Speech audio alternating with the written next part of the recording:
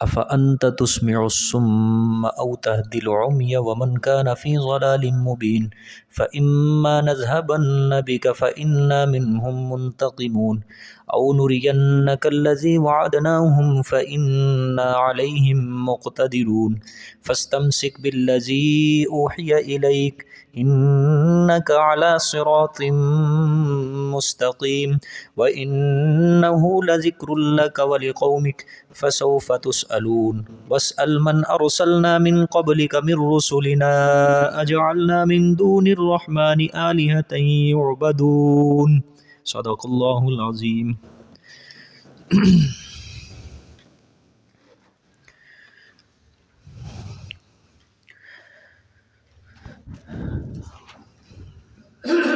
گزشتہ سبق میں اللہ پاک نے دنیا کی قلت کو، دنیا کی حقارت کو بیان فرمایا کہ اگر ہمیں ساری مخلوق کے کافر ہو جانے کا اندیشہ نہ ہوتا تو ہم کافروں کے گھروں کو، ان کی چھتوں کو، ان کی سیڑھیوں کو، دروازوں کو سب سونے چاندی کا بنا دیتے، لیکن یہ سب دنیا کا مال صرف دنیا کی حد تک ہے، دنیا کا نفع ہے. بس آخرت جو ہے وہ تو ہمارے پسندیدہ بندوں کے لیے ہوگی، متقین کے لیے ہوگی. پھر فرمایا کہ جو اللہ کی نصیحت سے دور بھاگتا ہے، نظریں چراتا ہے، تو ہم اس کے ساتھ ایک شیطان مقرر کر دیتے ہیں. وہ شیطانوں کا کام یہی ہوتا ہے کہ وہ اللہ کے رستے سے اسے دور کرتا ہے، اور پھر بندہ یہی گمان کرتا ہے کہ وہ سیدھی راہ کے اوپر ہی ہے، سیدھے رستے کے اوپر ہے.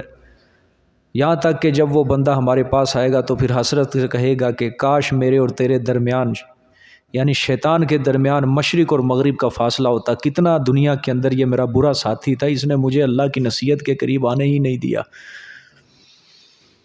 پھر اللہ نے فرمایا کہ آج تیری آرزوئیں، تیری تمنائیں تجھے وَلَن يَنفَعَكُمُ الْيَوْمَ، تجھے ذرہ برابر بھی نفع نہیں دیں گی.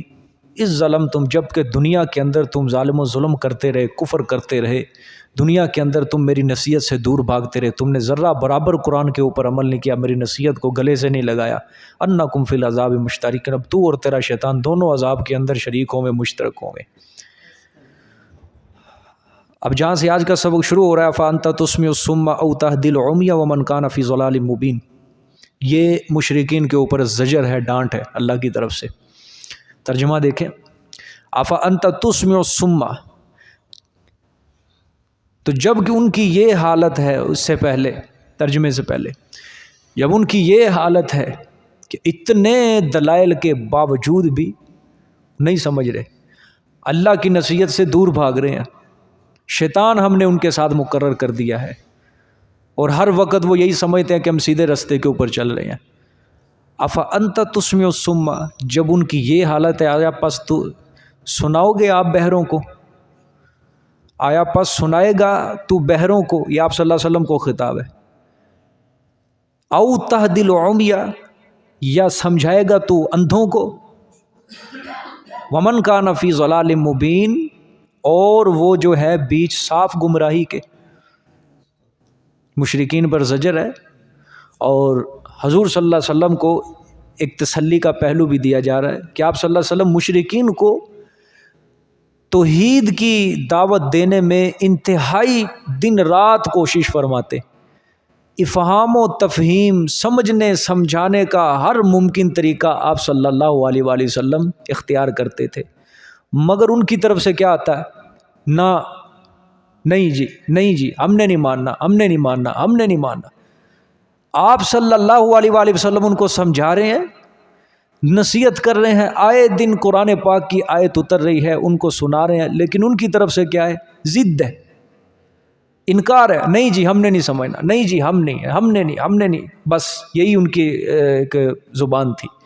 تو اللہ تعالیٰ نے فرمایا میرے پیغمبر، جو لوگ حق سے اعراض کر رہے ہیں، انکار کی وہ انتہاؤں کو چھو چکے ہیں، حد سے تجاوز کر چکے ہیں، جن کے دلوں کے اوپر مہر جباریت لگا کے ان سے حق سمجھنے کی صلاحیت ہم نے چھین لی ہے، اور وہ کھلی گمراہی کے اندر مبتلا ہو چکے ہیں، غرق ہو چکے ہیں. کیا آپ ایسے لوگوں کو راہ راست پر لا سکتے ہیں؟ افا انت تسمع الصم، آیا آپ بہروں کو سنا سکتے ہیں؟ ان کے حق سننے کی صلاحیت ہی ختم ہو چکی ہے. پھر فرمایا اتہدی العمیہ، اور کیا آپ بہروں کی، یہ اندھوں کی رہنمائی کر سکتے ہیں؟ کبھی نہیں کر سکتے. جس طرح ایک انسان اندھا ہوتا ہے، اندھے انسان کو کبھی کوئی رستہ دکھا سکتے کہ بابا تو ادھر سے جانا، فلانی جگہ جانا ہے، تیری منزل وہاں ہوگی؟ نہیں دکھا سکتا. آپ میرے پیغمبر اندھوں کو رستہ نہیں دکھا سکتے. اسی طرح بہرا جو ہوتا ہے، آپ اس کو جو مرضی کہتے رہو، جو مرضی کہتے رہو، سن لے گا؟ نہیں سنے گا. یہ مشرکوں کو اللہ پاک نے اندھے اور بہرے کے ساتھ اسی لیے مثال دی ہے کہ یہ کافر، یہ بے ایمان ایسے ہیں، ان کی مثال ہی اندھوں اور بہروں جیسی ہے. سنتے تو ہیں لیکن اس سے استفادہ حاصل نہیں کرتے، فائدہ حاصل نہیں کرتے. قرآن سن رہے ہیں لیکن ان کے حق سمجھنے کی صلاحیت جو ہے ہم نے چھین لی ہے. حق کو دیکھ رہے ہیں لیکن وہ دیکھنے کی صلاحیت جو ہے، سمجھنے کی صلاحیت جو ہے، وہ ہم نے چھین لی ہے، ختم کر دی ہے. ومن کان فی ضلال مبین، اور وہ جو رہے بیچ صاف گمراہی کے، بالکل وہ راہ راست پر نہیں آ سکتا. اور سچی بات قرآن کہتا ہے کہ جب انسان اکھڑ مزاج بن جاتا ہے، ضدی بن جاتا ہے، جب اس نے کوئی بات ماننی ہی نہیں تو اس کی زبان سے ہر وقت نہ ہی نہ نکلے گی. بس نہیں جی، نہیں جی، 100,000 بار اس کو تم کہہ لو نہیں. بس اس کا مذہب جو بنتا ہے بس اس کی خواہشات ہوتی ہیں. اس کا مذہب کیا ہو جاتا ہے؟ خواہشات. جو دل کے اندر آتا ہے وہ وہی کرتا ہے. 1000 عالم اسے سمجھا لیں، 1000 اللہ والے اسے سمجھا لیں، اس کے دل کے اوپر کبھی وہ اثر نہیں کرے گی نصیحت. قرآن پاک تم پڑھ کے سناؤ، جب اس کی طبیعت کے اندر ہی ایک انکار پیوست ہو چکا ہے کہ کوئی مجھے اچھی بات بتائے گا میں نے نہیں ماننی، کوئی برے رستے پر لگائے گا وہ میں قابل قبول. اور اللہ پاک قرآن پاک میں خواہشات کی پیروی کرنے والوں کو کیا کہتے ہیں؟ وَمَنْ أَظْلَمُ مِمَّنِ اتَّبَعَ هَوَاهُ، اس شخص سے زیادہ گمراہ کون ہو سکتا ہے جو صرف اپنی خواہشات کی پیروی کر رہا ہے؟ اپنی خواہشات، جو دل میں آیا بس کر رہا ہے، جو دل میں آیا کر رہا ہے، حق کی طرف نہیں آ رہا، ایک اچھی بات کی طرف وہ نہیں آ رہا، اللہ کی بات کی طرف نہیں آ رہا.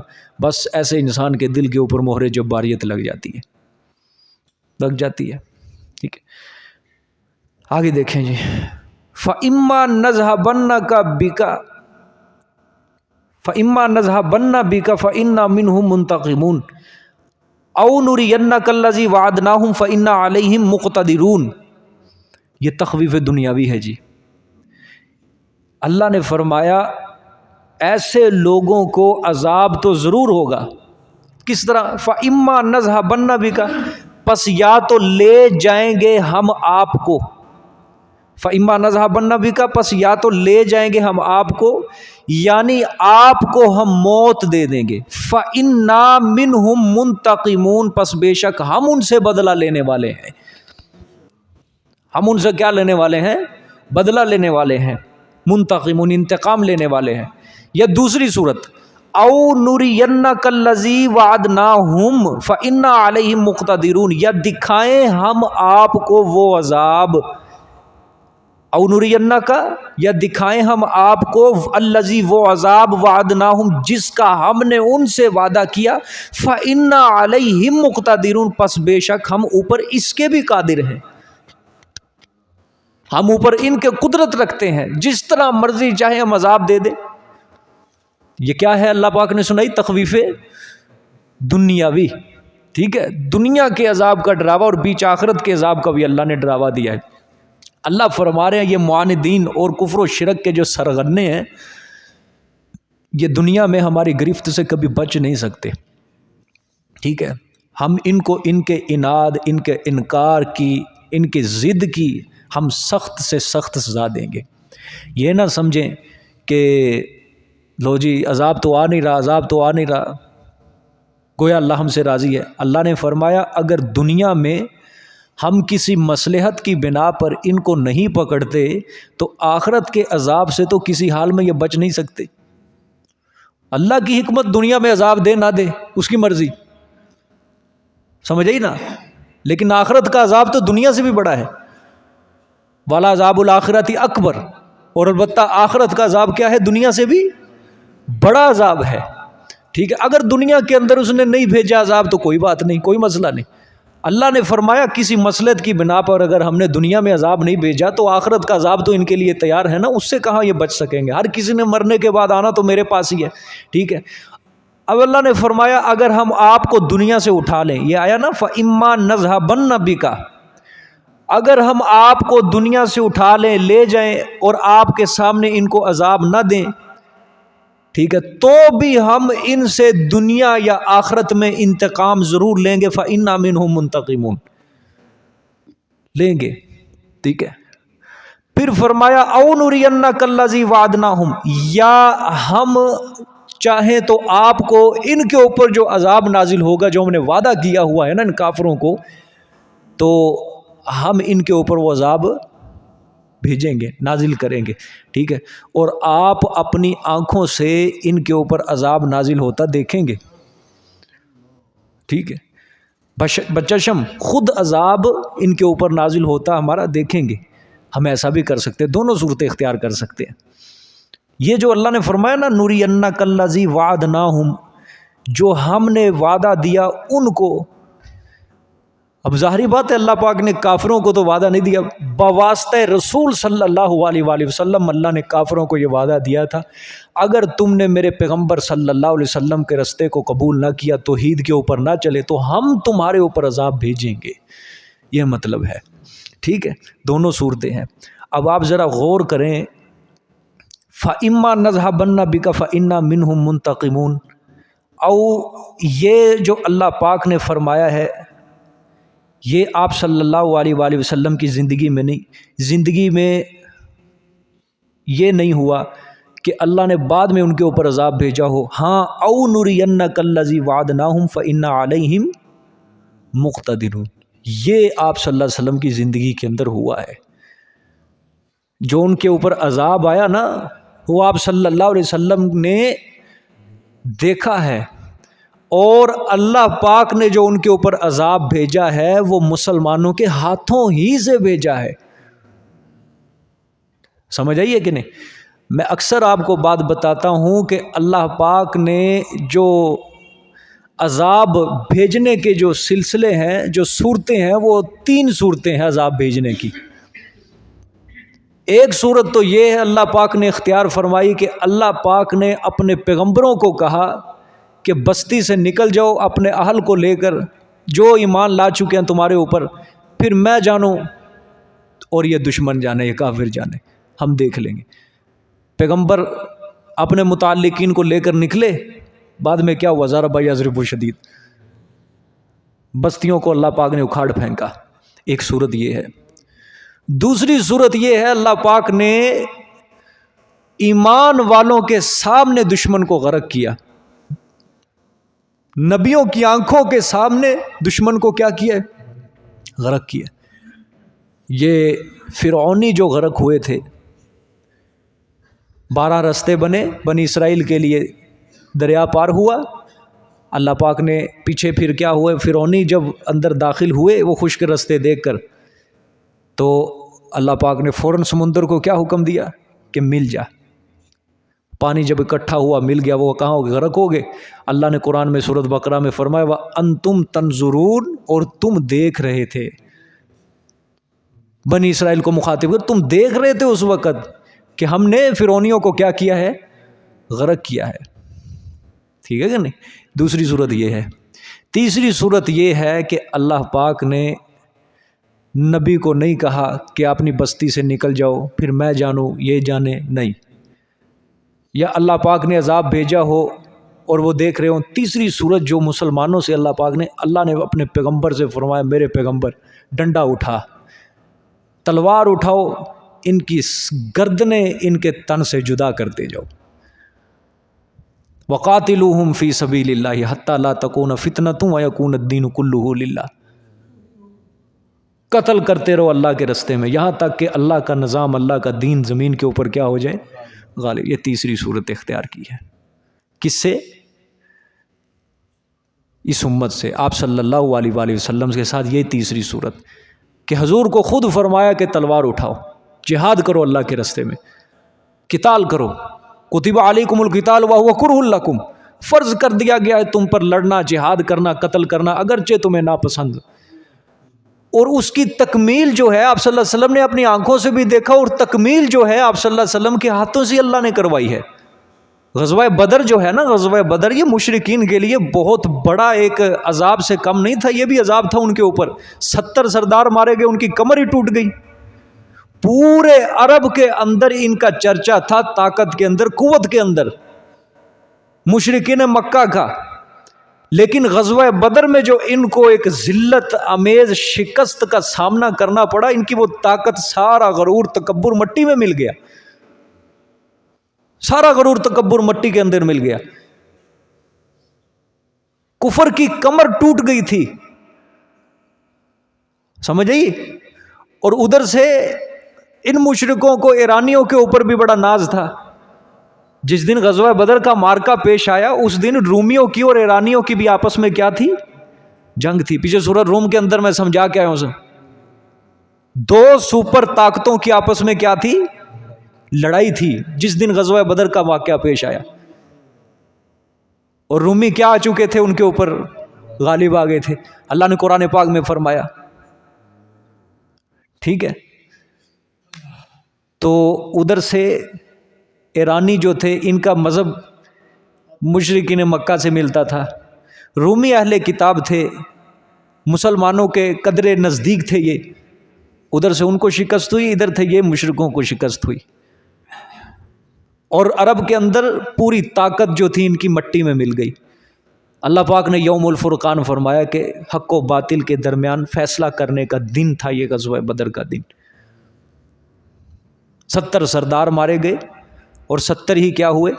قیدی ہوئے۔ جو بڑے بڑے سرغنے تھے مشرکوں کے، عتبہ، شیبہ، ابو جہل، یہ جو مارے گئے، کنویں کے اندر پھینکی گئی ان کی لاشیں۔ پھر آپ صلی اللہ علیہ وسلم کنویں کی منڈیر پہ، منہ پہ آ کے آپ صلی اللہ علیہ وسلم نے ان کو کہا کہ دیکھ لیا، اللہ نے جو میرے ساتھ وعدہ کیا تھا اللہ نے پورا کر دیا ہے، اور جو تمہارے ساتھ اللہ نے وعدہ کیا تھا اللہ نے وہ بھی پورا کر دیا۔ یہی ہے نا کہ الذی وعدناہم او نرینک الذی وعدناہم، یا دکھائیں ہم آپ کو الذی وعدناہم، وہ جو ہم نے وعدہ دیا ان کو، فإن علیہم مقتدرون، پس بے شک ہم اوپر ان کے قدرت رکھتے ہیں، قادر ہیں، طاقت والے ہیں، ہم دکھائیں گے ان کہ ایک دن ہم آپ کے سامنے ان کو مغلوب کر دیں گے، اور ذلت آمیز شکست کا سامنا کرنا پڑے گا، آئے گا ان کے اوپر دنیا کا عذاب۔ اللہ پاک یہ قرآن پاک میں جہاں کہیں بھی یہ بات بیان فرماتے ہیں نا کہ ان کو ہم مغلوب کریں گے، ان کے اوپر عذاب بھیجیں گے دنیا میں، وہ اکثریت مفسرین کی ان آیات کے تحت غزوہ بدر کا دن ہی مراد لیتے ہیں، غزوہ بدر کا دن ہی مراد لیتے۔ تو یہاں بھی کون سا مفسرین نے دن مراد لیا؟ غزوہ بدر کا دن ہی مراد لیا کہ آپ صلی اللہ علیہ وسلم کے ہاتھوں ہی اللہ پاک نے اس کی تکمیل فرمائی تھی جو ان کے اوپر عذاب آیا تھا۔ اور بیائی نہیں، آج بھی یہ آیت جو ہے یہ کفار کو ایک پیغام دیتی ہے کہ باز آ جاؤ، اسلام کا رستہ اختیار کر لو، اس بھول کے اندر نہ پڑو کہ ہمارا تمہارے اوپر عذاب نہیں آئے گا۔ اللہ فرماتے ہیں آج بھی فَإِنَّ عَلَيْهِمْ مُقْتَدِرُونَ، ہم قادر ہیں تمہیں عذاب دینے پر۔ اور مسلمانوں کو یہ آیت کہتی ہے کہ تم بھی باز آ جاؤ، جو کھو دیا ہے تم نے رستہ، اس رستے کے اوپر واپس چل پڑو، اللہ اور اس کے رسول کے ساتھ وفاداری کرو، ہم تمہارے دین کو غالب کر دیں گے، اور کفار کو کیا کر دیں گے؟ مغلوب کر دیں گے۔ ٹھیک ہے، آگے دیکھیں جی، فَاسْتَمْسِكْ بِالَّذِي أُوحِيَ إِلَيْكَ إِنَّكَ عَلَىٰ صِرَاطٍ مُسْتَقِيمٍ۔ یہ دلیل وحی ہے، یہ آیت ذرا توجہ سے غور سے دیکھنی ہے جی۔ فَاسْتَمْسِكْ بِالَّذِي أُوحِيَ إِلَيْكَ، پس مضبوط پکڑے رہو آپ، پس مضبوط پکڑ تو بالذی، اس مسئلے کو، اوحی الیک، جو وحی کیا گیا طرف تیرے، مضبوط پکڑے رہو اس مسئلے کو جو آپ کی طرف کیا کیا گیا ہے، وہی کیا گیا. کون سا مسئلہ ہے؟ مسئلہ توحید، لا الہ الا اللہ. ٹھیک ہے. پھر فرمایا انک علی صراط مستقیم، بے شک آپ اوپر سیدھے رستے کے ہیں، راہ راست پر ہیں آپ. ٹھیک ہے. اللہ پاک نے یہاں پہ آپ صلی اللہ علیہ وسلم کو تسلی بھی دی ہے ایک قسم کی. فرمایا اگر یہ میرے پیغمبر مشرک نہیں مانتے تو آپ غمگین نہ ہو، غمگین ہونے کی کیا ضرورت ہے. اور اس سے آپ کو یہ بھی وہم نہیں ہونا چاہیے کبھی بھی کہ شاید آپ صحیح راستے پر نہ ہو، شاید آپ صحیح راستے پر نہ ہو. آپ اللہ کی وحی کو، اس مسئلے کو مضبوطی سے پکڑے رکھو. فاستمسک بالذی اوحی الیک، آپ کی طرف جو بات وحی کی جا رہی ہے نا، اس مسئلے کو مضبوطی سے پکڑے رہو. دعوت و توحید کو آپ نے نہیں چھوڑنا. آپ سیدھی راہ پر ہیں، آپ کا دین سچا ہے، آپ کی دعوت سراپے حق ہے. ٹھیک ہے. فاستمسک بالذی اوحی الیک انک علی صراط مستقیم. دیکھو کتنی پیاری تسلی ہے، اور ایک مبلغ کے لیے بھی یہ بہت بڑی تسلی ہے. اگر اس کے جو جن کے سامنے وہ تبلیغ کر رہا ہے، دعوت دے رہا ہے دین کی، اگر اگلے نہیں مانتے نہ مانے، مبلغ کو خیال نہیں آنا چاہیے، وہم نہیں آنا چاہیے ربا میں تھک گیا، کوئی بھی نہیں مانتا. شیطان پھر مبلغ کے دل میں وسوسہ ڈالتا ہے، او بابا تو سیدھے مذہب کے اوپر نہیں ہے. کبھی بھی یہ وہم نہیں آنا چاہیے مبلغ کے. اگر وہ قرآن پاک بیان کر رہا ہے، حق بیان کر رہا ہے، کوئی نہیں مانتا نہ مانے، لیکن وہ انک علی صراط مستقیم، وہ مبلغ وہ کیا ہے؟ سیدھے رستے پر ہے. ٹھیک ہے. وہ کیا ہے؟ سیدھے رستے پر ہے. وہ نہ اپنے آپ کو احساس کمتری کا شکار ہونے دے کہ اگلا نہیں مانتا بات نہ مانے. وہ سیدھے رستے کو اس نے اپنا حق ادا کر دیا ہے سمجھانے کا. اس نے اللہ کی جو بات تھی وہ اس تک پہنچا دیا. اس نے حجت کو کیا کر دیا ہے؟ قائم کر دیا ہے. قیامت والے دن وہ بھی اللہ کے آگے سرخرو ہو جائے گا کہ یا اللہ میرے پاس تیرا قرآن امانت تھا، دل کے اندر میرے محفوظ تھا، اللہ یہ میں نے دعوت تیرے بندوں تک پہنچائی ہے.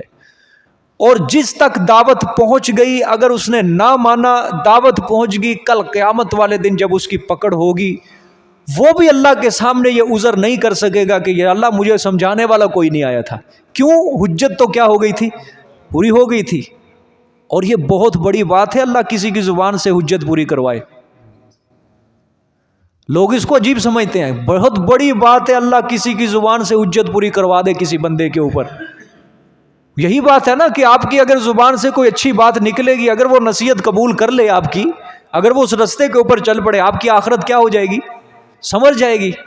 اللہ قرآن میں سورۃ نساء کے اندر کیا فرماتے ہیں؟ اگر تم اچھی سفارش کرو، اچھا مشورہ دو، اچھی نصیحت کرو تو کل قیامت والے دن تمہیں بھی اس سے حصہ ملے گا. یعنی اگر اس نے اس اچھی سفارش، اچھی نصیحت کے اوپر عمل کر لیا نا، قیامت والے دن تمہیں بھی میں اس میں سے حصہ دوں گا کہ تمہاری تبلیغ کی وجہ سے، تمہاری دعوت کی وجہ سے وہ بندہ میرے قریب ہو گیا، میرے نزدیک ہو گیا.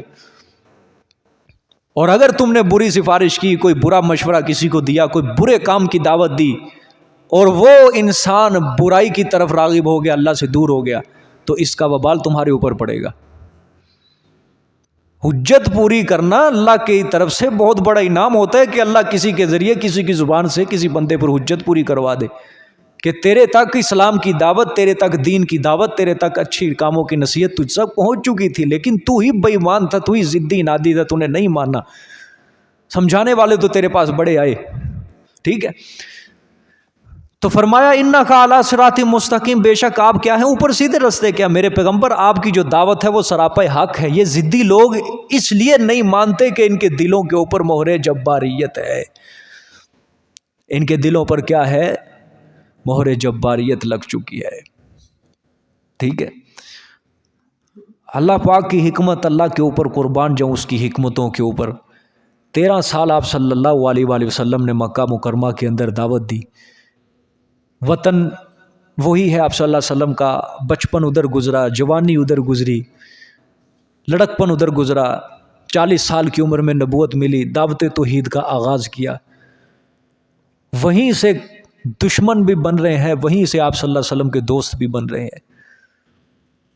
دشمنوں کی تعداد زیادہ اور دوستوں کی تعداد کم.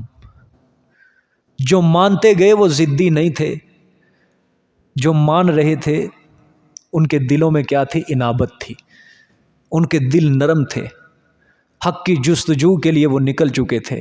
اللہ پاک نے ان کو راہ ہدایت سے سرفراز کر دیا، مالا مال کر دیا۔ اور کچھ لوگ بیچ میں رہ کے بیت اللہ کے خادم اپنے آپ کو بڑا سمجھنے والے، اللہ پاک نے بیچ رہنے والوں کو ہدایت سے کیا کر دیا؟ محروم کر دیا۔ آپ ذرا غور کریں، حضرت صہیب رضی اللہ تعالیٰ عنہ روم سے چل کر آئے تھے، وہ کہاں سے، کس ملک سے آئے؟ روم سے چل کے مکہ مکرمہ میں آ کے آپ صلی اللہ علیہ وسلم کے ہاتھوں اسلام قبول کیا۔ حضرت بلال رضی اللہ تعالیٰ عنہ وہ کہاں سے چل کے آئے؟ حبشہ سے، افریقہ کا ملک۔ اور کبھی ان کی تاریخ پڑھو، ان کی سیرت پڑھو، کیسے غلام تھے، غلام، رنگ کے کالے، منڈیوں کے اندر بولیاں لگ رہی ہیں، ان کی بولیاں کہ یہ غلام لے لو، یہ غلام لے لو، بکتے بکتے بکتے بکتے آپ صلی اللہ علیہ وسلم تک پہنچے مکہ میں۔ امیہ بن خلف تھا ایک مشرکوں کا سردار، ان کے ہاتھ لگے، یہ ان کی غلامی میں رہے، لیکن وہ مشرک تھا۔ حضرت بلال نے اسلام قبول کر لیا، وہ امیہ بن خلف ان کے اوپر کیا کرتا تھا؟ ظلم کرتا تھا۔ اللہ اکبر۔ حضرت ابوبکر صدیق رضی اللہ تعالیٰ عنہ نے مال دے کے امیہ بن خلف کو، حضرت بلال حبشی کو آزاد کروایا۔ اور اللہ پاک کی حکمت دیکھو، یہی امیہ بن خلف یہ مشرکوں کا کیا ہے؟ سردار ہے، مارا گیا تھا یہ بھی بدر میں۔ اس کا بیٹا جو تھا صفوان بن امیہ، فتح مکہ کے موقع پر مسلمان ہو گیا۔ بات کرنے کا مقصد یہ ہے کہ دور دور سے چل کے آ رہے ہیں حق کی جستجو کے لیے، اللہ پاک نے ان کو کیا دیا ہے؟ ہدایت، کہ دل کی نرمی تھی ان کے دل میں، حق سمجھنے کی صلاحیت تھی ان کے دل میں، حق کو قبول کر لیا۔ ابو ہریرہ رضی اللہ تعالیٰ عنہ یمن سے آئے تھے چل کے، 7 ہجری میں اسلام قبول کیا ہے۔ آپ صلی اللہ علیہ وسلم کی وفات 11 ہجری میں ہے، ربیع الاول۔ 7 ہجری کتنا وقفہ ہے؟ یہ 4-5 سال لگا لو، ٹھیک ہے۔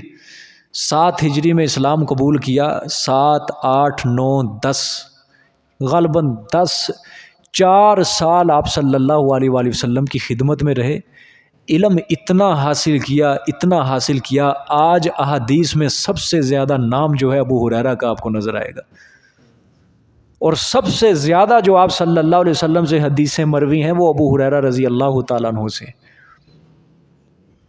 کب آئے اور کتنا فیض حاصل کر لیا آپ صلی اللہ علیہ وآلہ وسلم سے، علم کا، توحید کا کتنا فیض حاصل ہو گیا۔ اللہ کی حکمتیں ہیں ساری یہ۔ اور جو قریب تھے ابو جہل، ابو لہب، عتبہ، شیبہ، ولید بن مغیرہ، نضر بن حارث، سب کے سب مارے گئے تھے غزوہ بدر کے اندر۔ اور پھر مدینے گئے، وہاں بھی آپ صلی اللہ علیہ وسلم کو سامنا کرنا پڑا مشکلات کا۔ وہ تو اس سے بھی زہریلی جماعت تھی نا مدینہ منورہ میں، جن کا سامنا کرنا پڑا، منافقین۔ اللہ اکبر۔ پھر یہودی، اور یہودی بھی ایسے نہیں، مولوی، پڑھے لکھے تورات کے عالم، اور آپ کو پتہ ہے ان پڑھ کا مقابلہ کرنے سے مولوی کا مقابلہ کرنا بڑا مشکل کام ہے۔ مولویوں سے مقابلہ، مناظرے ہو رہے ہیں، عیسائیوں کا کبھی وفد آ رہا ہے، کبھی یہودیوں کا آ رہا ہے، کبھی منافقین دن بہ دن کوئی نہ کوئی اپنی چال بازی، جہاد کے موقع پہ کوئی نہ کوئی چال بازی رکھ رہے ہیں اپنی، تاکہ اسلام کو پست کیا جائے، اس کے اوپر کوئی ایسی تہمت لگائی جائے کہ اس کے قریب کوئی آئے ہی نہ اس کی تبلیغ سننے کے لیے۔ تو یہ اللہ پاک کی ساری حکمتیں ہوتی ہیں۔ یہ دین جو ہوتا ہے اللہ کی طرف سے انعام ہوتا ہے بندے کے اوپر، جس کو مل جائے، جس کو عطا ہو جائے، جو رہ جائے اس کی مرضی، ٹھیک ہے۔ دیکھیں جی آگے، پھر اللہ پاک نے آگے فرمایا، بڑی عجیب بات کہی ہے، وَإِنَّهُ لَذِكْرٌ لَكَ وَلِقَوْمِكَ وَسَوْفَ تُسْأَلُونَ۔ غور سے دیکھیں ذرا، اور بے شک یہ قرآن، وَإِنَّهُ، یہ ضمیر قرآن کی طرف ہے، بے شک یہ قرآن لذکرن، کیا لفظی ترجمہ اس کا؟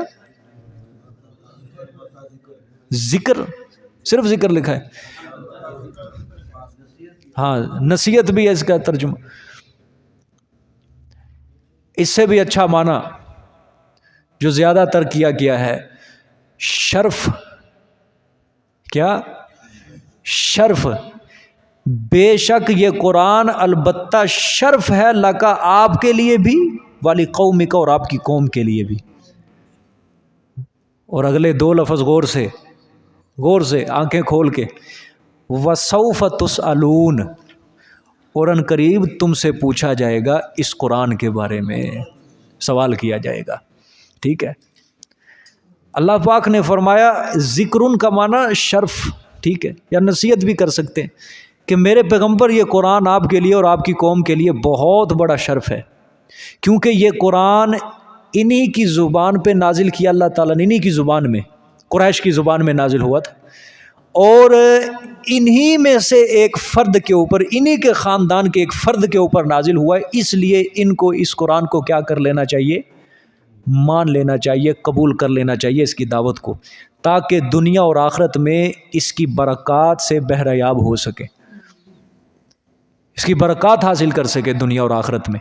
اور قیامت کے دن قرآن کے بارے میں اللہ نے فرمایا تم سب سے سوال ہوگا، ٹھیک ہے، کیا ہوگا؟ سب سے سوال ہوگا کہ تم نے اس قرآن کے ساتھ کیا برتاؤ کیا ہے، اور تم نے اس قرآن کے اوپر عمل کیا ہے یا نہیں کیا۔ تسألون جمع کا صیغہ ہے یہ، ٹھیک ہے۔ اور ظاہری بات ہے آپ صلی اللہ علیہ وسلم کے اوپر تو قرآن پاک اترا، لیکن اس میں مخاطب کون ہے؟ امت، کہ تم سب سے سوال کیا جائے گا قیامت تک، جتنے بھی لوگ آئیں گے، کہ تم نے قرآن کے اوپر عمل کیا یا نہیں کیا، اس سے برتاؤ کیسا تم نے رکھا ہے۔ کون اس سوال کا جواب ہاں کے اندر دے سکتا ہے؟ کوئی دے سکتا ہے ہاں کے اندر؟ جی میں نے عمل کیا ہے اللہ، ٹھیک ہے۔ اس قرآن کے بارے میں تم سے سوال ہوگا، پوچھا جائے گا۔ ہماری تو زندگیاں اس کے مخالف سمت چل رہی ہیں آج، اللہ پاک ہم کو محفوظ فرمائے، مخالف سمت چل رہی ہیں۔ جو قرآن پاک کہتا ہے نا اس کے مطابق کوئی چلنے کے لیے تیار نہیں ہوتا، اس کو پتہ ہے ادھر غربت ہے، ادھر فقیری ہے، ادھر یہ چیزیں نہیں ملے گی، ادھر خواہشات نہیں ہیں، ادھر تکبر نہیں چلے گا، ادھر غرور نہیں چلے گا، سب کچھ اپنی میں مارنی پڑے گی، اپنی انا کو ختم کرنا پڑے گا اندر سے۔ وہاں عاجزی ہے، وہاں انکساری ہے، ادھر نہیں ہے۔ دیکھ لو وسوف تسألون، قرآن کے بارے میں پوچھا جائے گا، قرآن کے بارے میں۔ اور یہاں دوستیاں نبھائی جاتی ہیں، رشتہ داریاں نبھائی جاتی ہیں، ٹھیک ہے۔ جو بھی رستے کے اندر اللہ کے قرآن کے مخالف آ رہا ہے انسان اس کو راضی کرنے کی کوشش کرتا ہے، بس یہ مجھ سے ناراض نہ ہو جائے، یہ مجھ سے ناراض نہ ہو جائے۔ اللہ کو ناراض کیا جاتا ہے، قرآن کو پس پشت ڈال دیا جاتا ہے۔ صرف وہاں کیا ہے؟ رشتہ داریاں، رشتہ داریاں، رشتہ داریاں۔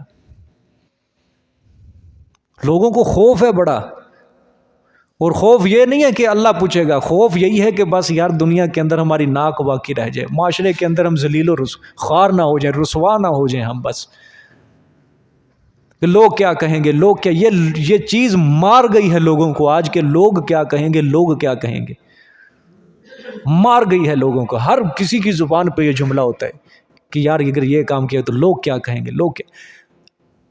اگر کوئی عبادت کرنے کے لیے آ رہا ہے وہ بھی بس اپنے سے تہمت کو دور کرنے کے لیے، یقین کرو اکثریت ہمارے اندر ایسی ہے عبادت گزاروں میں بھی، کہ اپنے سے تہمت کو دور کرنے کے لیے آتے ہیں، چلو یار نماز پڑھنے چلتے ہیں، نہیں پڑھیں گے تو لوگ کیا کہیں گے، لوگ کیا کہیں گے۔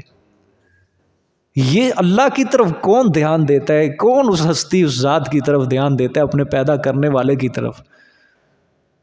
بس یہی ذہن کے اندر ہے، لوگ کیا کہیں گے، لوگ کیا کہیں گے۔ کوئی زکوٰۃ نہیں دیتا، دے رہا ہے اس لیے دے رہا ہے کہ لوگ کیا کہیں گے یار، بس ہر کسی کی زبان پہ یہ جملہ زد عام ہے۔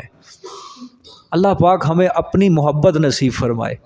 ہر عمل جو ہونا چاہیے نا صرف اللہ کی محبت میں ہونا چاہیے، بس ہر عمل جو ہونا چاہیے اپنی اللہ کی محبت میں۔ جب اور اللہ کی محبت کا سب سے بڑا جو ذریعہ ہوتا ہے وہ نماز ہے۔ ایمان کے بعد جو اسلام نے پہلا رکن اس مسلمان کے اوپر عائد کیا وہ کیا ہے؟ نماز ہے۔ دیکھو آپ صلی اللہ علیہ وسلم جب کوئی کافر مسلمان ہوتا تھا توحید کے بعد سب سے پہلے آپ صلی اللہ علیہ وسلم اس کو دو چیزوں کا بڑا حکم دیتے تھے، نماز قائم کرنی ہے، زکوٰۃ ادا کرنی ہے، نماز قائم کرنی ہے، زکوٰۃ ادا کرنی ہے، دو چیزوں کا بڑا حکم دیا ہے آپ صلی اللہ علیہ وسلم۔ نماز، اس کو اگر کوئی انسان درست نہ کر سکا دو چیزوں کا نقصان اٹھائے گا، دو چیزوں کا۔ ایک تو اس کا ایمان کمزور ہو جائے گا اور اللہ کی محبت بھی اسے حاصل نہیں ہوگی، مرتا جائے گا دنیا کے اندر، مارا جائے گا دنیا کے اندر۔ کیونکہ نماز جو ہے نا، نماز یہ مشکلات، مصیبت، پریشانیوں میں یہ نماز ممد و معاون ہے۔ کیا ہے؟ ممد و، انسان کے ساتھ تعاون کرتی ہے۔ مطلب کیا ہے؟ مشکل آ جائے، پریشانی آ جائے، یہ نماز اس کو صبر کرنا سکھاتی ہے۔ نعمت مل جائے، خوشی مل جائے، یہ نماز اس کو شکر کرنا سکھاتی ہے۔ اس طرح یہ تعاون کرتی ہے یہ نماز، کہ جس انسان کی نماز اچھی ہے، درست ہے، سجدہ ٹھیک ہے، رکوع ٹھیک ہے، سب اللہ کی محبت کے اندر وہ یہ عمل ادا کر رہے ہیں۔ اللہ کی تہمت دور نہیں کرنی کہ لوگ کیا کہیں گے، لوگ کیا کہیں گے، نہ، اللہ کی محبت، اس کا پیار، اس کی رضا، پھر یہ نماز فائدہ دیتی ہے۔ وگرنہ اگر ذہن کے اندر یہی رکھو گے یار لوگ کیا کہیں گے، لوگ کیا کہیں گے، یہ نماز کبھی فائدہ نہیں دے گی، اس وہ ریاکاری ہے۔ یہ کیا ہے؟ ریاکاری ہے۔ ٹھیک ہے؟ فَسَوْفَ تُسْأَلُونَ، اللہ کیا فرما رہے ہیں؟ تم سے میں سوال کروں گا اس قرآن کے بارے میں۔ اب قرآن پاک ہے، قرآن پاک ہے، اب ہر انسان کو کوشش کرنی چاہیے کہ اس سوال کا جواب دینے کے لیے کوئی جد و جہد، کوئی کوشش ضرور کرنی چاہیے، ہاں، تیاری کرنی چاہیے کہ ہم نے اس سوال کا جواب دینا ہے۔ اللہ پوچھے گا کل قیامت والے دن، ہاں بابا قرآن پاک اتارا تھا، زندگی دی تھی، نعمتیں دی تھی، وہ تو ایک طرف رکھ، تو یہ بتا قرآن پاک کے اوپر عمل کیا یا نہیں کیا تو نے؟ کیا جواب ہوگا؟ یا اللہ صبح کو 3 4 سپارے تلاوت کرتے تھے، یہ یا اللہ کوئی مر جاتا تھا مردے کو پڑھ کے بخشتے تھے، یہ جواب ہوگا۔ یا اللہ پوری شادی کرتے تھے تیری ناراضگیوں کے اندر، حرام زدگیوں کے اندر پوری شادی گزار دیتے تھے، ڈانس، ناچ، گانا، کنجریوں کا ناچ گانا، پوری رات میوزک، صبح نماز بھی نہیں پڑھنی، اور جب بیٹی رخصت ہوتی تھی اللہ تیرا قرآن اٹھا کے اس کے سر پہ سایہ کر دیتے تھے۔ یہ جواب ہوں گے ہمارے پاس۔ یا اللہ پاک دکان کا افتتاح کرتے تھے، پورا قرآن تیرا پڑھواتے تھے، ادھر تلاوت کرواتے تھے، اور پھر جب اگلا دن سٹارٹ ہوتا تھا بس ناپ تول کے اندر کمی، جھوٹ، فراڈ، یہ کیا جاتا تھا۔ یہ جواب ہوں گے ہمارے پاس۔ یا اللہ کچہریوں کے اوپر ہم اٹھا لیتے تھے سروں پہ، اللہ پوچھے گا عمل کیا کیا ہے؟ عمل ھدی للمتقین تھی، یہ کتاب متقین کے لیے ہدایت تھی، سیدھی رستے کی طرف رہنمائی۔ وہ بے ایمان، وہ بتا وہ اس کے اوپر عمل کیا یا نہیں کیا؟ جو میں قرآن کے اندر تجھے کہتا تھا اقیموا الصلاۃ وآتوا الزکاۃ واتموا الحج والعمرۃ للہ، ہر عمل جو کر رہا ہے صرف اللہ کے لیے کرنا ہے، اچھی صحبت میں بیٹھنا ہے، بری صحبت سے پرہیز کرنا ہے، شرک نہیں کرنا، توحید کو اختیار کرنا ہے، نیک عمل کرنے ہیں، رسول صلی اللہ علیہ وسلم کے رستے کو اپنانا ہے، اس کے رستے پر چلنا ہے، یہ کام کیا یا نہیں کیا تو نے؟ سوال تو اس بارے میں ہوگا۔ یا اللہ اس بارے میں سوال کیے گا، ہاں بھی فلانا رشتہ دار تجھ سے ناراض تھا، اسے راضی کیوں نہیں کیا تو نے؟ تو اس کی شادی پہ نہیں گیا، تو اس کے فلانے کام پہ، وہ موقع پہ تو اس کے کام نہیں آیا، یہ سوال ہوں گے وہاں پہ نہ، ادھر سیدھے سوال ہوں گے، سیدھے۔ اول یحاسب بها العبد یوم القیامت الصلاۃ، قیامت والے دن سب سے پہلا سوال نماز کے بارے میں ہوگا، نماز کیسی پڑھتا تھا؟ کئی سوالات ہوں گے بھائی، کئی سوالات ہوں گے، حدیث کے اندر ہے، اب قرآن پاک کے اندر یہ دیکھو وسوف تسألون، تم سب سے سوال کیا جائے گا۔ اب یہ تو ایک مکمل شریعت ہے، 6666 سے زائد آیات ہیں اس میں، اور اللہ فرما رہا ہے پورے قرآن کے بارے میں سوال کروں گا۔ اور ذرا غور کرو کس آیت کے اوپر ہمارا عمل ہے، ذرا اللہ کے آگے عاجزی اختیار کر کے انسان اپنا محاسبہ تو کرے، مراقبہ تو کرے کبھی، یہ دو لفظوں کے اوپر غور کر کے کہ اللہ تو مجھ سے سوال کرے گا، میرا کس آیت کے اوپر تو میرا عمل نہیں ہے، اللہ مجھے توفیق دے، مجھے ہمت دے، طاقت دے کہ میں اس سوال کا جواب ہاں کے اندر تیرے سامنے پیش کروں کل قیامت والے دن۔ اور ہمارے لوگ یقین کرو اسلام کو ترجیح نہیں دیتے، اپنے دین کو ترجیح نہیں دیتے، ایمان کو ترجیح نہیں دیتے، اللہ کی محبت کو ترجیح نہیں دیتے۔ ہماری تو دعاؤں کے اندر بس اپنی خواہشات چل رہی ہوتی ہیں، ہماری دعاؤں کے اندر ہی بس دنیا چل رہی ہوتی ہے، آخر کے اندر جا کے بس سر سے اتارنے کے لیے یہ بات کہہ دیتے ہیں یا اللہ خاتمہ ایمان کے ساتھ کر دے، بس پوری دعا کے اندر یہ دے، فلاں دے، فلاں دے، فلاں دے، فلاں دے، 199 دعائیں جو ہوں گی دنیا کی خواہشات کے اوپر ہیں، اور آخر والی دعا خاتمہ ایمان پہ کر دینا، بس خاتمہ ایمان پہ کر دینا، بس پوری زندگی یعنی شیطان کے ساتھ اور خاتمہ ایمان کے ساتھ کر دینا، بس خاتمہ ایمان کے ساتھ۔ ایک بات یاد رکھنا، جب انسان اپنی زندگی اسلام کے تحت گزارے نا، اس کا خاتمہ بھی ایمان کے ساتھ ہوتا ہے، یہ بات میری یاد رکھنا۔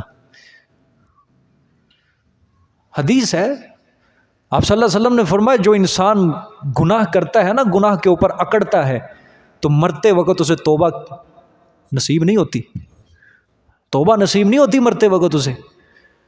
ہاں جو انسان ہر وقت اللہ کے آگے ڈر رہا ہے، اس کی رحمت سے امید رکھتا ہے اور اچھے کام کرتا ہے، برے کاموں سے رکتا ہے، اللہ پاک مرتے وقت اس کی زبان کے اوپر کلمہ مبارک جاری فرمائے گا، یہ شہادت اس کے زبان پہ چلے گی، اشہد ان لا الہ الا اللہ و اشہد ان محمدن عبدہ و رسولہ۔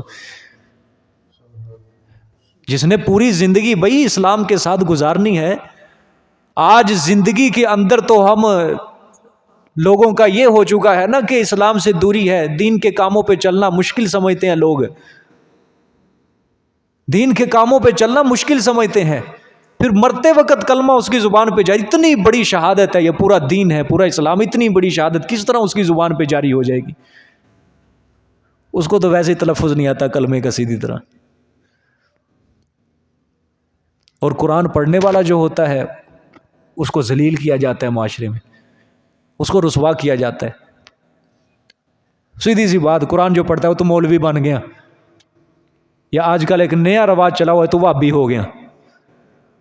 اور جو لوگ ایسا تانا دیتے ہیں نا، یقین کرو ایسے لوگوں کو قرآن کی زندگی میں ایک آیت سمجھنا بھی نصیب نہیں ہوتی، پتہ نہیں کہاں ذلیل ہو رہے ہوتے ہیں، کہاں رسوا ہو رہے ہوتے ہیں، اور جو قرآن پڑھنے والا کوئی سیدھے رستے پر چل پڑتا ہے اس کو بھی تانا زنی شروع کر دیتے ہیں، تو کتوں دا نیک ہو گیا، کدوں دا نیک ہوا، یا سو چوہے کھا کے بلی حج جن چلی، ایسے اس کو تانے دیے جاتے ہیں، متنفر کیا جاتا ہے، متنفر دین سے کہ آجا پھر شیطان کے رستے پہ، آجا پھر شیطان کے رستے پہ۔ اللہ اکبر۔ تو اللہ نے فرمایا میرے پیغمبر یہ قرآن جو ہے نا آپ کے لیے اور آپ کی قوم کے لیے کیا ہے؟ نصیحت ہے آپ کے لیے، آپ سے یہ اللہ نے فرمایا تم لوگوں سے یہ اس قرآن کے بارے میں سوال ہوگا، پوچھا جائے گا۔ اچھا یہاں سے ایک اور مسئلہ سمجھنا، امام فخر الدین رازی رحمۃ اللہ علیہ نے بڑی زبردست بات کہی ہے، نیک شہرت جو ہے نا، نیک شہرت یہ دین کے اندر پسندیدہ چیز ہے۔ کون سی شہرت؟ نیک شہرت، لیکن اس میں کچھ شرائط ہیں۔ اللہ نے فرمایا یہ قرآن آپ کے لیے اور آپ کی قوم کے لیے کیا ہے؟ نصیحت، باعث شرف ہے، یعنی یہاں مراد ہے نیک ناموری، کہ قرآن اگر پڑھ لو گے نا اور آپ کی قوم قرآن پڑھ لے گی نا تو آپ کی قوم کے لیے نیک نامی، نیک بن جائے گی۔ اور مطلب یہ ہے کہ قرآن آپ کی اور آپ کی قوم کے لیے شرف عظیم اور شہرت کا باعث ہے، ٹھیک ہے۔ امام فخر الدین رازی رحمۃ اللہ علیہ نے فرمایا اس آیت سے معلوم ہوتا ہے کہ نیک شہرت جو ہے قابل رغبت چیز ہے، کہ اچھی چیز ہے، اس لیے اللہ پاک نے یہاں اس کو بطور احسان کے ذکر کیا ہے۔ لذکر ان کا مفسرین یہی ترجمہ کرتے ہیں کہ یہ باعث شرف، باعث عزت، کیونکہ جو اس قرآن کے اوپر عمل کرے گا کیا بنے گا؟ نیک بنے گا۔ جو اس نصیحت کے اوپر عمل کرے گا اللہ کی نظروں میں کیا ہو جائے گا؟ عزت والا ہو جائے گا، بلند ہو جائے گا، اس کا رتبہ اعلیٰ ہو جائے گا۔ اللہ پاک نے اس کو کیا کیا ہے؟ شرف کے طور پر، احسان کے طور پر کیا کیا؟ ذکر کیا ہے۔ میں اس کی آپ کے دلیل بھی دیتا ہوں۔ آپ قرآن پاک میں پڑھ کے آئے ہیں، حضرت ابراہیم علیہ السلام نے ایک دعا کی تھی اللہ کے آگے۔ حضرت نے فرمایا وَاجْعَلْ لِي لِسَانَ صِدْقٍ فِي الْآخِرِينَ، وَاجْعَلْ لِي لِسَانَ صِدْقٍ فِي یہ دعا ہے حضرت ابراہیم کی۔ اے اللہ تو میری سچائی کو، میری تعریف کو میرے جو بعد میں لوگ آئیں گے اللہ ان کی زبانوں پہ بھی جاری کر دے۔ سمجھ آئی ہے؟ میری تعریف کو جو میرے بعد لوگ آئیں گے ان کی زبانوں پر کیا کر دے؟ جاری کر دے۔ سبحان اللہ۔ اور بے نہیں ہی حضرت کی یہ دعا اللہ نے قبول فرمائی ہے۔ ہوئی کہ نہیں قبول؟ سبحان اللہ۔ جہاں اللہ اپنے پیغمبر کو کہتا ہے تو نے پیغمبر، میرے پیغمبر ابراہیم کے راستے پر چلنا ہے، جہاں اللہ مشرکین مکہ کو خطاب کر کے کہتا ہے تم اپنے آپ کو ابراہیمی کہلاتے ہو نا، یہ پیغمبر کوئی نیا دعویٰ لے کر نہیں آیا، یہ پیغمبر وہی مسئلہ، وہی دعوت بیان کر رہا ہے جو تمہارا باپ ابراہیم علیہ السلام بیان کرتے تھے، جو اس گھر کا بانی، بیت اللہ کا بانی جو دعوت کیا کرتا تھا لوگوں کو، وہی دعوت اس کا بیٹا آج یہ محمد صلی اللہ علیہ وسلم دے رہا ہے۔ سمجھ آئیے کہ نہیں؟ دیکھو حضرت ابراہیم کیا دعا کرے، اے اللہ لسان صدقن، میری تعریف کو، میری سچائی کو میرے بعد والے لوگوں پر کیا کر دے؟ جاری کر دے۔ یعنی نیک شہرت ایک قابل رغبت چیز ہے، پسندیدہ چیز ہے، لیکن اس میں ایک شرط ہے۔ شرط یہ ہے کہ جب وہ مقصد زندگی بنائے بغیر انسان اعمال صالحہ سے خود بخود حاصل ہو جائے وہ نیک شہرت۔ اب وہ نیک شہرت یوں نہ حاصل کرے کہ جی تسبیح پکڑوں گا لوگ مجھے نیک کہیں گے، یہ تو پھر کیا ہو جائے گی؟ ریاکاری ہو جائے گی۔ چند ساتھی بیٹھے ہیں، مجلس لگی ہوئی ہے اور تسبیح چل رہی ہے یوں پوری، چھپ چھپا کے نہیں، گھٹنے پہ رکھ کے پھر تسبیح چلتی ہے لوگوں، یہ ریاکاری ہوتی ہے۔ نماز پڑھوں گا، اچھی پڑھوں گا، لوگ مجھے نیک سمجھیں گے، لوگوں کے سامنے پڑھوں گا ہلکی ہلکی آہستہ آہستہ، سجدہ بھی میرا آدھے منٹ کا، لوگ مجھے نہیں۔ تنہائی کی نماز جبرائیل بھی حیران ہوتا ہوگا کہ یہ نماز میں نہیں لے کے آیا تھا، ٹھیک ہے؟ تنہائی کی نماز کیا، وہ نماز کہلانے کے قابل بھی نہیں ہوتی، حقدار بھی نہیں ہوتی۔ انسان اپنی زندگی کا مقصد یہ نہ بنا لے کہ جی نیک شہرت ہی حاصل کرنی ہے، جملہ غور سے، کہ بس جی میں نے لوگوں کے سامنے کیا کرنی ہے؟ نیک شہرت حاصل کرنی ہے، ایک مقصد ہی اس نے بنا لیا، کاروبار بنا لیا ہے۔ صرف وہ یہ چیز سمجھے کہ اللہ تیرے دین کی ترغیب دینے کے لیے میں اگر اچھے عمل کروں گا، میں اگر اچھی نماز پڑھوں گا، اللہ ہے ہوگی تیرے لیے، لیکن دوسروں کو کیا ہوگی؟ ترغیب ہوگی، تعلیم ہوگی۔ یہ چیز شہرت ریاکاری میں داخل نہیں ہے۔ سمجھ آئیے کہ نہیں؟ یہ چیز شہرت اور ریاکاری میں داخل نہیں ہے، صرف ترغیب کے لیے، تعلیم کے لیے۔ دیکھو ایک کوئی اللہ والا ہے، بزرگ ہے، نیک ہے، صالح ہے، اگر اپنی نماز کو وہ اچھا پڑھ رہا ہے تو لوگ اس کی نماز کو دیکھ کر کیا سوچیں گے کہ بابا میں بھی اس کی طرح نماز پڑھنے کی کوشش کروں، یہ اللہ کا نیک بندہ ہے، سفید پوش ہے، نورانی چہرہ ہے، میں بھی اس کی طرح بننے کی کوشش کروں۔ تو حضرت ابراہیم علیہ السلام نے یہ جو دعا مانگی تھی نا، اللہ میری سچائی، میری تعریف لوگوں میں جاری کر دینا، یعنی لوگ مجھے دیکھ کے کیا بنے؟ نیک بنے۔ ایک اچھی سیرت تھی نا حضرت ابراہیم علیہ السلام کی۔ دیکھو سیرت بھی کتنی پیاری ہے کہ مشکلات کتنی آئی ہیں اور کیا کیا ہے؟ صبر کیا ہے۔ اس سے اچھی سیرت کیا ہو سکتی ہے؟ آگ کے اندر چھلانگ لگا دی، اس سے اچھی کیا سیرت ہو سکتی ہے؟ بیٹے کے گلے پہ چھری رکھ دی، اس سے اچھی صورت کیا ہو سکتی ہے؟ سیرت کیا ہو سکتی ہے؟ باپ کو چھوڑ دیا، قوم کو چھوڑ دیا، رشتہ داروں کو چھوڑ دیا اور صبر کیا۔ کس کے لیے؟ اللہ کے لیے۔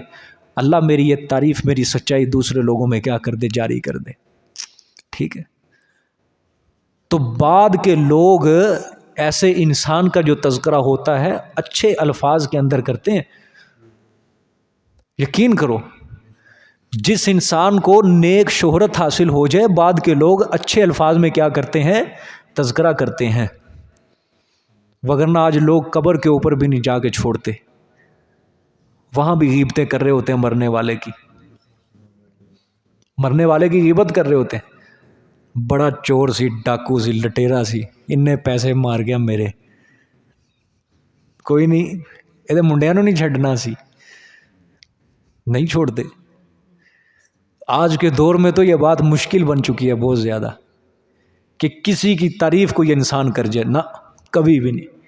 تعریف جو کرتا ہے نا کوئی دوسرا انسان، صرف جب تک منہ کے اندر لقمہ ہے نا بس وہ تب تک آپ کا ہے. جب وہ لقمہ پیٹ کے اندر چلا جائے گا بس تعریف ختم.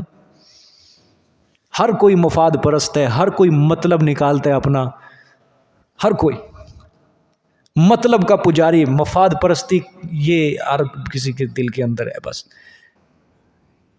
کہ میرا مقصد پورا ہو جائے، میرا مقصد پورا ہو جائے. میرا نیک شہرت اگر انسان کو حاصل ہو جائے، یقین کرو انسان بچ جاتا ہے ہر کام سے. اور یہ کوئی مشکل چیز نہیں ہے یار، یہ مشکل چیز نہیں ہے. لوگ بس یہ سمجھتے ہیں بس یہ مولویوں کا کام ہے، یہ نیک شہرت مولویوں کا کام ہے، یہ اتنے بڑے اللہ والے ہوئے ہیں، یہ کوئی مدرسے کے پڑھے ہوئے تھے. اتنے بڑے بزرگان دین جو ہوئے ہیں اللہ والے ہوئے ہیں، مدرسے کے نہیں پڑھتے، عبادتیں کر کر کے نیک بن گئے. اور کئی ایسے اللہ کے نیک بندے تھے، ایسے اللہ کے نیک بندے کہ علماء جو ہوتے تھے ان کے ہاتھ پہ بیعت ہوتے تھے، آگے علماء اکرام ان کے ہاتھ پہ آگے بیعت ہوتے تھے. کیا ہے؟ ایک اچھی صحبت حاصل کرنے کے لیے بس. سمجھ آئیے کہ نہیں؟ نیک شہرت حاصل کرنا کوئی مشکل کام نہیں ہے. یہ حاصل تب ہوتی ہے جب انسان دنیا سے کنارہ کشی اختیار کرتا ہے. بس دنیا کو چھوڑتا ہے، بس کس کا ہو جاتا ہے؟ اللہ کا ہو جاتا ہے. بس دنیا پھر پیچھے پیچھے بھاگتی ہے، دنیا پیچھے پیچھے بھاگتی ہے. پھر صرف ایک اللہ کے ساتھ سچا بن کے دکھائے، مخلص بن کے دکھائے، دیکھو کس طرح عزت حاصل ہوتی ہے. خدا کی قسم اللہ لوگوں کے دلوں میں محبت ڈالنی شروع کر دیتا ہے، لوگوں کے دلوں میں محبت ڈالنی شروع کر دیتا ہے. مثال کے طور پہ کوئی مسجد میں اذان دے رہا ہے، کوئی تکبیر پہ رہا ہے، کوئی پہلی صف میں بیٹھا ہے، یہ ساری کیا ہے؟ نیک نامی ہے. کوئی انسان پہلی صف میں نماز پڑھنے کا دیا، لوگ اس کی تعریف کرتے ہیں، بھئی پہلی صف کے اندر ماشاءاللہ نماز پڑھتا ہے. کوئی مسجد کے اندر 5 وقت کی اذان دے رہا ہے، اس کی نیک نامی، بھئی ماشاءاللہ بہت اللہ کا نیک بندہ ہے، اذان پڑھتا ہے. کوئی نیکی کا کام ہے نا اللہ اس کو عزت دیتا ہے. وگرنہ انسان دنیا کے اندر پڑے نا بس اس کی ادھر پھر عوام نہیں چھوڑتی، بڑا 2 نمبر 1 نمبر دا دھوکے باز، فراڈ، جھوٹا، مکار، یہ وہ فلاں، یہ کہتے ہیں کر لو. یہ دنیا انسان کو عزت نہیں دیتی، یاد رکھنا. دنیا کے اندر پڑھو گے کبھی عزت نہیں ملے گی. اگر مل بھی گئی نا دنیا کے اندر پڑھ کے، اگر پیسہ ہوا آپ کے پاس، اگر مکان ہوا، اچھا بنگلہ ہوا آپ کے پاس، عزت ملے گی، لیکن وہ عزت آپ کو دلی عزت کبھی نہیں ملے گی. کبھی بھی وہ دلی عزت، مخلص محبت آپ کو کبھی نہیں مل سکتی. وہ عزت تب تک ہوگی جب تک آپ کی جیب میں پیسہ ہے. وہ عزت تب تک ہوگی جب آپ اچھے چھت کے نیچے رہ رہے ہیں، بس اس وقت تک وہ عزت ہے. پیسہ ختم، ایک بڑا مکان چھوڑ کے چھوٹے کچے مکان میں آگے، بس وہیں پہ آپ کی عزت مٹی کے اندر مل جائے گی، خاک میں ملا دے گا اللہ پاک. لیکن جو نیک شہرت، نیک نامی سے عزت حاصل کی جاتی ہے نا، یہ کبھی بھی نہیں جاتی. جدھر مرضی انسان چلا جائے، جدھر مرضی چلا جائے. کسی کے پاس علم کا منبع ہے، ایک دنیا دار کاروباری انسان ہے نا، جو اب جدھر اس کا کاروبار چل رہا ہے وہ کہے گا اگر میں اپنا یہ جگہ چھوڑ کے جاؤں فلانی جگہ میں میرا کاروبار نہیں چل سکتا کیونکہ یہاں پہ میرا چل رہا ہے. لیکن جس کے پاس اللہ رسول کے علم کا منبع ہے، قرآن حدیث کا علم ہے، اس کو آپ جہاں مرضی بٹھا دو وہ جنگل میں بھی منگل لگا دے گا. جب اس نے اچھی نصیحتیں شروع کرنی ہیں، اچھی کام شروع کرنے ہیں، اس کی شہرت وہاں بھی حاصل ہو جائے گی. لوگ اس کے ارد گرد بیٹھ جائیں گے، کیا ہے؟ عزت کریں گے، اس کو احترام کریں گے. سمجھ آئیے کہ نہیں؟ نیک شہرت دین کے اندر ایک قابل رغبت چیز ہے، کوئی بری چیز نہیں ہے. اس لیے انسان کو ہمیشہ اچھا انسان بننے کی کوشش کرنی چاہیے، اچھا مسلمان بننے کی کوشش کرنی چاہیے، کیونکہ اللہ کے نزدیک یہی چیز کیا ہے؟ قابل قبول ہے. دنیا داری، دنیا کے اندر پڑھنا، یہ اللہ کے نزدیک قابل. جتنا انسان دنیا میں دھکے کھاتا جائے گا اتنا ہی غرق ہوتا جائے گا، دھکے اضافہ ہوتا جائے گا. اپنے آپ کو دنیا کے کاموں سے نکالو. کیا کرو؟ نکالو. سچی بات کہہ رہا ہوں، زیادہ اپنے آپ کو دنیاوی کاموں میں مصروف نہ کرو. کبھی ادھر آنا، کبھی ادھر جانا، کبھی وہاں جانا، کبھی ادھر جانا، نہ، بس نماز پڑھو، قرآن پاک پڑھو، سمجھو، قرآن جو کہتا ہے عمل کرو، باقی 2 روٹیاں عزت کے ساتھ حاصل کرنے کے لیے یہ کام کر لو، بس یہ کام کر لو، انشاءاللہ اللہ پاک قیامت والے دن آپ کی قدر کرے گا، قدر کرے گا۔ دیکھو رزق کمانا کوئی حرام نہیں ہے، اسباب کی حد تک کام کرو، لیکن اپنے آپ کو زیادہ ہی غرق کرتے جانا، زیادہ ہی غرق کرتے جانا۔ کل کی سوچو، کل کی سوچو، آنے والے 10 سالوں کی نہ سوچو، آنے والے 20 سالوں کی نہ سوچو۔ انسان کسی جانور سے ہی سبق حاصل کر لے کہ صبح کو جانور کھاتا ہے، سٹاک نہیں کرتا، سٹاک نہیں کرتا، ٹھیک ہے، توکل ہوتا ہے اس کا، اللہ مجھے شام کو بھی رزق دے گا، اور اللہ کس کے ہاتھوں دلواتا ہے؟ انسان کے ہاتھوں۔ شام کو کھاتا ہے، توکل ہوتا ہے، اللہ مجھے صبح بھی رزق دے گا، جانور صبح کو بھی کھاتا ہے، بھوکا نہیں رہ رہا، اللہ دلوا رہا ہے اس کو۔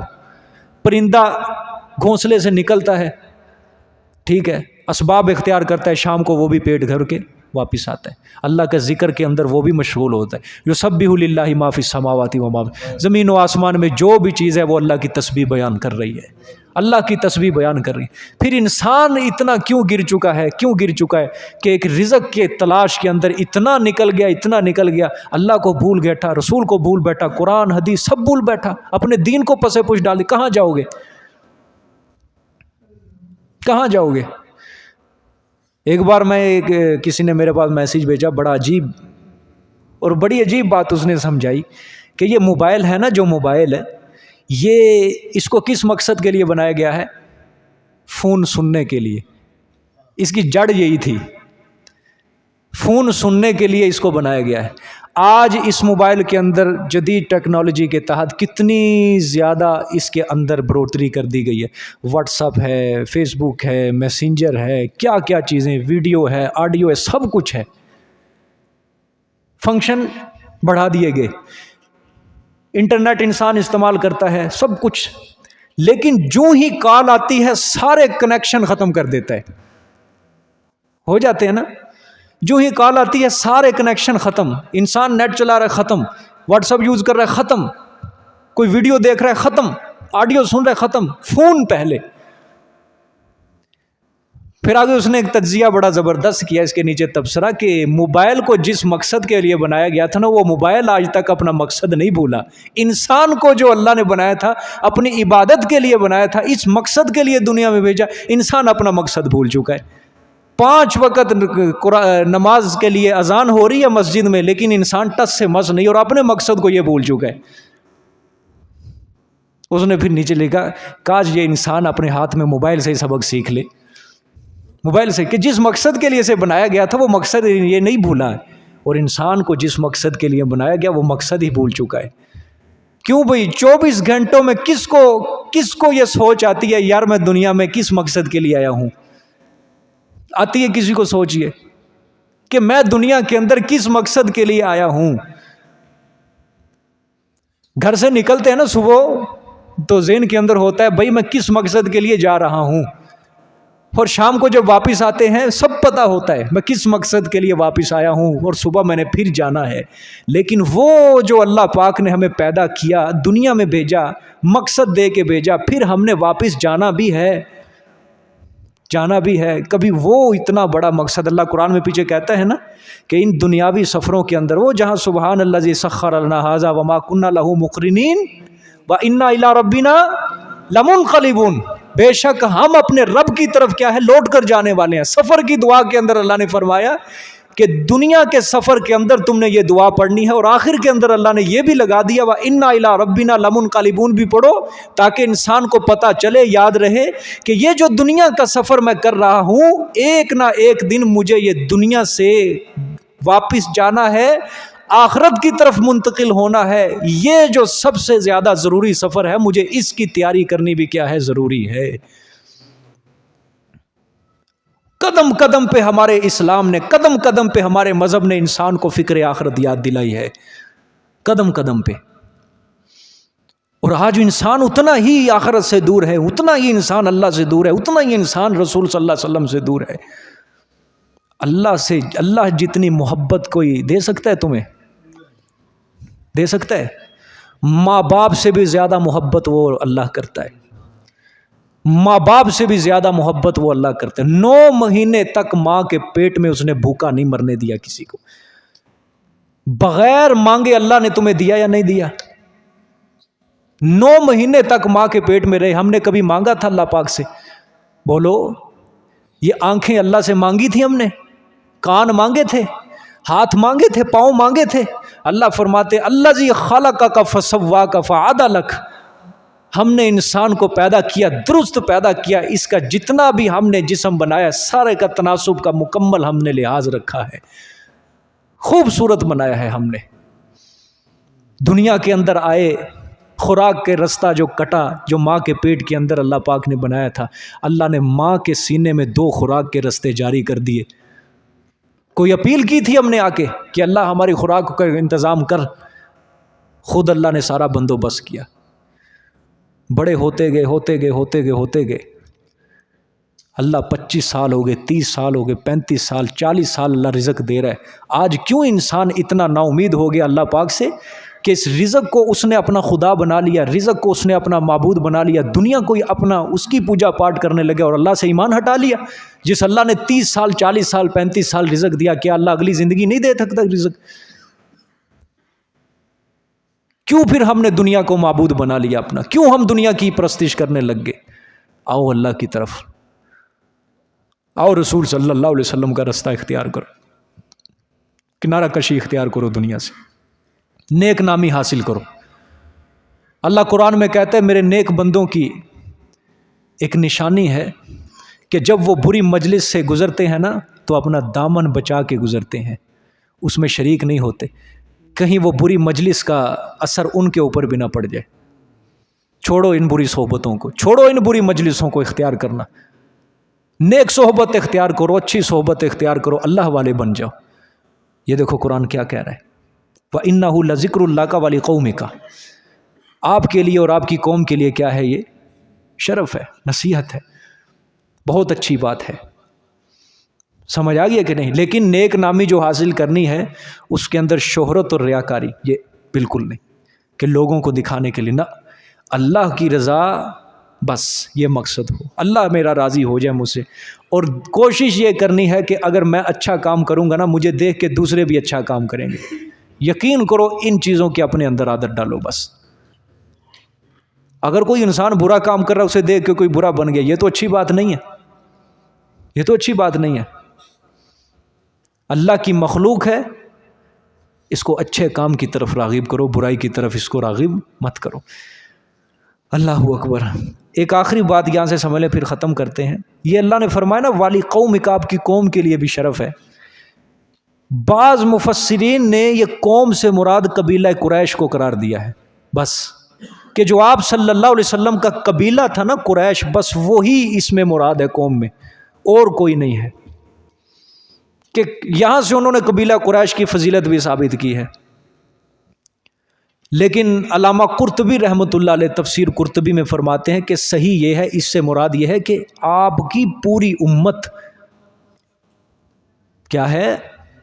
آپ کی پوری امت، خواہ کسی رنگ سے، کسی نسل سے وہ تعلق رکھتی ہے، جو قرآن سمجھے گا اللہ کے نزدیک وہ عروج، بلندیوں کی سیڑھیوں کے اوپر چڑھتا جائے گا، کہ قیامت تک آنے والا ہر فرد والی قوم، آپ صلی اللہ علیہ وسلم کی قوم سے مراد کیا ہے؟ پوری امت اس کے اندر شامل ہے، کہ جو قرآن کو پڑھے گا وہ کیا ہوگا؟ اللہ کے نزدیک بلند ہوتا جائے گا، عزت والا ہوتا جائے گا، ایک شرف کا معیار اس کو حاصل ہو جائے گا، عزت کا معیار اس کو حاصل ہو جائے گا جو قرآن پڑھتا جائے گا۔ سمجھ آئی کہ نہیں؟ تو اکثریت پھر مفسرین کی اسی بات کہتے کہ پوری امت ہی اس کے اندر شامل ہے والی قومی کا، کہ قیامت تک جتنے بھی لوگ آنے والے۔ جزاک اللہ جی، صدق اللہ العظیم۔